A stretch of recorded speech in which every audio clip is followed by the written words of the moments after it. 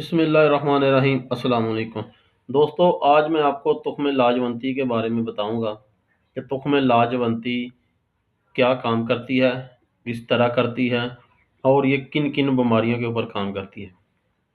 तुख्म लाजवंती जो है वो एहतलाम, जरियान और सूरत अनजाल जैसी बीमारियों के ऊपर काम करती है। इसका इस्तेमाल बेहद आसान है और ये इंतहाई सस्ती है। ये एक पौधा है जो अक्सर नर्सरियों में, जिसे छुई मुई कहते हैं, ये उसके तुख्म होते हैं। इख्तिलाम वाले मरीज़ ने करना क्या है कि एक स्टांग लाजवंती और एक स्टांग आपने कूजा मिश्री डाल लेनी है।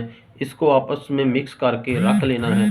सुबह एक चम्मच पानी के साथ और एक चम्मच रात को पानी के साथ इस्तेमाल करने वाला बंदे को कभी इख्तिलाम नहीं होगा, और दूध के साथ इस्तेमाल करने वाले बंदे को कभी जरियान और सूरत इंजाल का मसला नहीं होगा। मेरी वीडियो को लाइक करें, आगे ज़्यादा से ज़्यादा शेयर करें, मेरे चैनल को भी सब्सक्राइब